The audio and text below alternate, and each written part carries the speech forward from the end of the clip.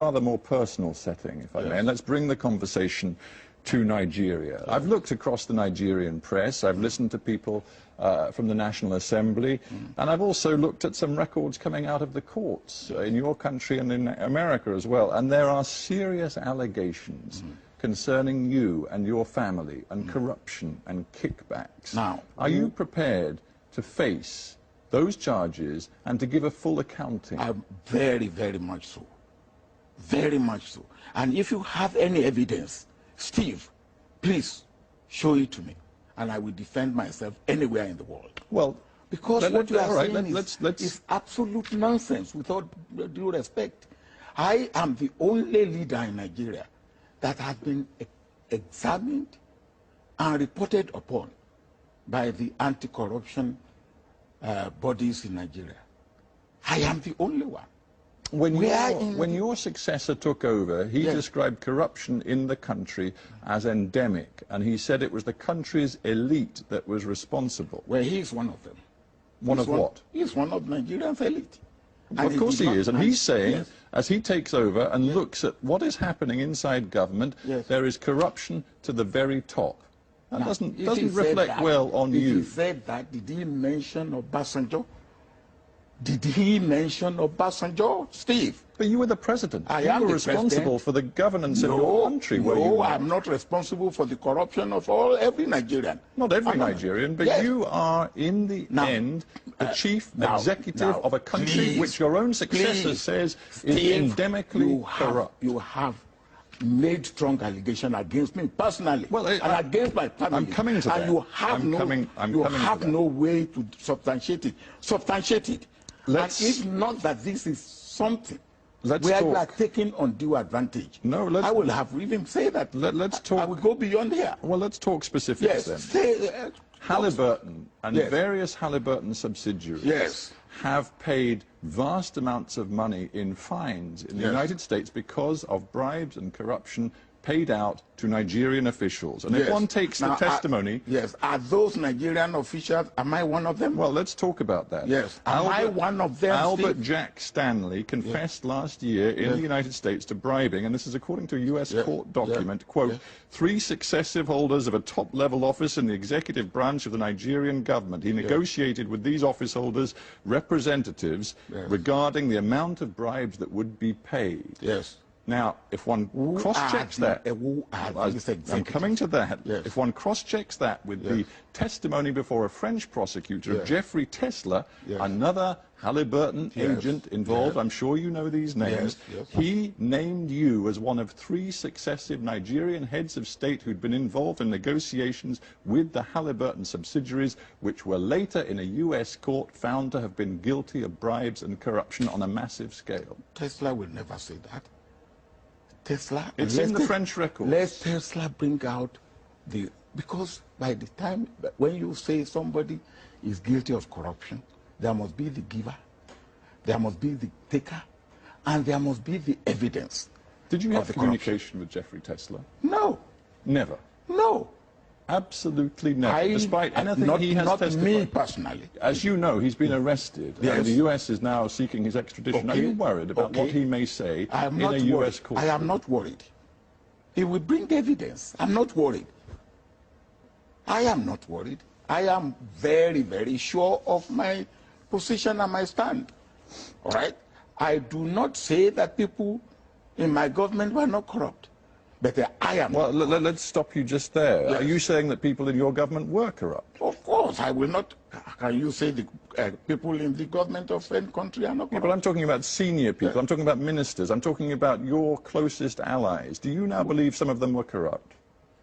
Well, my vice president had something to do with Jefferson, which is part of the case in America.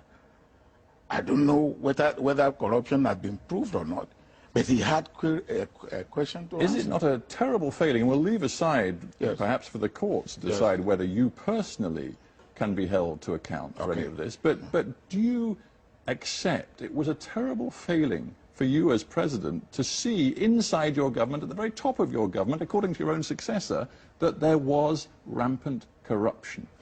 I do not accept that, because if in any government, somebody is found to be corrupt, the onus lie on the head of that government to bring that man to book. When I was the head of government, there's no case of corruption against any minister, any high government official. But that just shows the system doesn't work. No, I don't agree with you. But you've admitted to me that corruption was prevalent in your country when you were president, and yet not one senior official inside your federal government has been convicted of serious corruption. I do not agree with you. You don't have your facts correct. In my government, 3 ministers were charged to court. In fact, one died in the process. The Inspector General of Police was charged and convicted. The President of the Senate in my own party was charged to court. A Minister of Education was charged to court. What more do you want? One of those people who currently is under investigation is your own eldest daughter. Yes, your own eldest daughter. Yes, what happened to my eldest daughter? She is still being investigated by the anti-corruption watchdog inside your own country. So what? Has he been Would you accept responsibility for her? No, why should I? He's old enough. He's a girl of 42 years old. Will you accept responsibility for your son at the age of 21 for whatever he does? Now, don't ask me that type of question. I found it very insulting, with all due respect. Now, you won't ask that type of question to a European leader? I think you'd find if a European leader, whose daughter was in a European Senate was accused of serious fraud charges, that would not reflect. That's an allegation. And anything can be alleged. You can be alleged to be a liar. And when it's investigated, if you are not a liar, that is the allegation goes. That's an allegation. And you don't work on allegation. I said it was an allegation. Yes, I accepted then an when you allegation. have What I would ask you before we finish is this: Nigeria is one of the, in terms of resources, richest countries in the world. I think you're number 7, number 8 in terms of oil exports in the entire potentially world. Rich country. We are not. Well, your oil reserves are proven and they are vast, and yet, according to UN figures, something like 1/3 of your population lives in extreme poverty, and that was the case when you left office. Can you explain why that was the case? Now,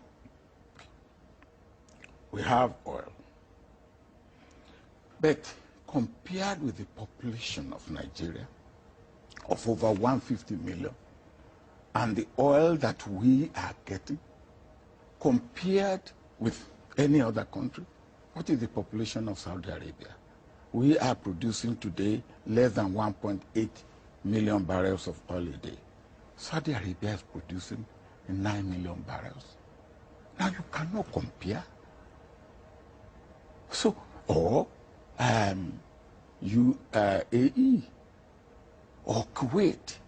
So when you make this comparison, make it in the right context. But would you accept that Nigeria has not utilized the opportunities and resources that it has? I don't agree with you. Nigeria has used the opportunities and resources that it had to the best of its